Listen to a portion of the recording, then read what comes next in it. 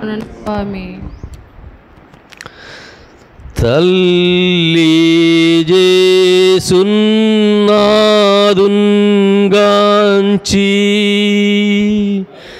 తల్లాడిల్లి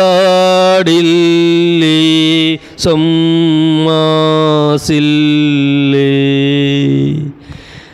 నుల్లా మెల్లా నీరయ్యన్.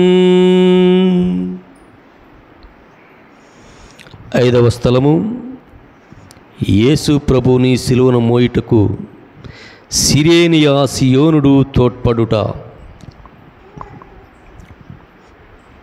యేసు క్రీస్తువా, మిమ్ము ఆరాధించి మీకు స్తోత్రము చేయుచున్నాము. ఏలైనగా మీ తిరుస్లేవ చేత ఈ లోకమును రక్షించితిరి.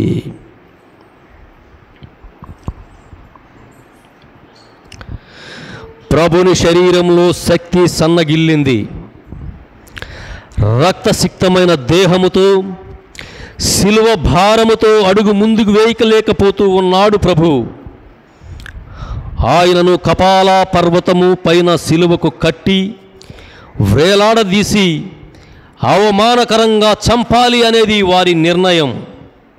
కానీ ప్రభు పరిస్థితి చూస్తూ ఉంటే మార్గమధ్యములో చనిపోతాడేమో, తన పట్టుదల నెరవేరదేమోనని తోచింది.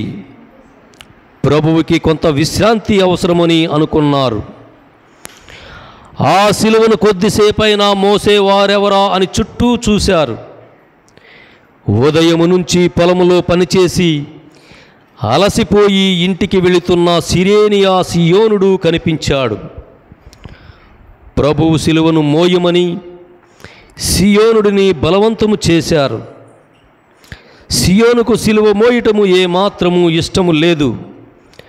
దొంగలు, బందిపోట్లు, రాజద్రోహులు మోసే శిలువను తానెందుకు మోయాలి? కానీ తప్పదు. సైనికులకు ఎదురు చెప్పలేక ప్రభువుని శిలువను కొంతసేపు మోసి ఆయనకు తోడ్పడ్డాడు సియోను. ప్రభువు తన జీవిత కాలమంతా పదుగురికి సాయపడుతూనే ఉన్నాడు. చిన్నవాడిగా తన ప్రియతల్లికి, తనను పెంచిన తండ్రికి వారి పనులలో సహాయపడ్డాడు. బహిరంగ జీవితములో ఎందరినో స్వస్థతపరిచి, కొందరికి ఆకలి తీర్చి, ఇంకొందరికి ఆత్మీయ జీవితాన్ని ప్రసాదించి ఆదుకున్నారు. ఈ కష్ట సమయములలో తన బంధువులు, మిత్రులు, శిష్యులు, అనుచరులు అందరూ వదిలి వెళ్ళిపోగా సర్వశక్తి సంపన్నుడైన ప్రభువు ఒక అపరిచితుని సహాయం స్వీకరించవలసి వచ్చింది. సర్వ సృష్టి స్థితి లయకారకుడైన ఆ దైవ కుమారునికి ఇతరుల సహాయం కావలసి వచ్చింది. ఎంతటి గొప్పవారికైనా తమ కంటే ఎంతో అల్పులైన వారి సహాయం అవసరం అవుతుంది. మన కష్టాలలో, మన బాధలలో తోటి మానవుని ద్వారానే ప్రభువు సహాయం అందిస్తారు. గలతీ పత్రిక 6వ అధ్యాయము 2వ వచనంలో చెప్పిన విధముగా మనము ఒకరి భారములు మరి ఒకరము భరిస్తూ క్రీస్తు నియమాలను నెరవేర్చగలగాలి. బడుగులను, బలహీనులను, అశక్తులను, అభాగ్యులకు బలమునిచ్చే ఆ ప్రభును చూచి ప్రార్థించుకుందాం. భూమ్యాకాశములు సృజించిన ప్రభువు నుండి నాకు సహాయం లభించును. మా రక్షకుడైన యేసువా, జీవిత శిలువలను మోయటములో మేము ఒకరికి ఒకరు తోడై, భార్యాభర్తలు, ఒక కుటుంబం, ఒకే సంఘం, ఒకే సంస్థలోని వారు ఒకరికి ఒకరు కలిసిమెలిసి జీవించులాగా మాకు నేర్పించు. మాకు తారసపడే పేద సాధలకు, వృద్ధులకు, అనాథులకు సహాయపడగల మంచి మనస్సును, ఉదార స్వభావాన్ని మాకు దయచేయి.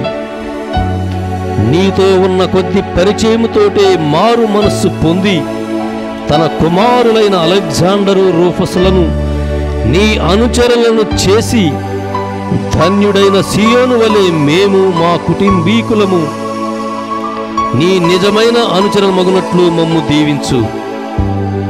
మా పాప భారాన్ని కల్వరికి మోసిన దివ్య సియోనుడా, మాలో ఉన్న గర్వాన్ని, అహంకారాన్ని తొలగించుకొని మా సహోదరులతో ఐక్యత కలిగి జీవించినట్లు అనుగ్రహించు. ఆమేన్. మా మీద దయగానుండండి స్వామి. మా మీద దయగానుండండి స్వామి.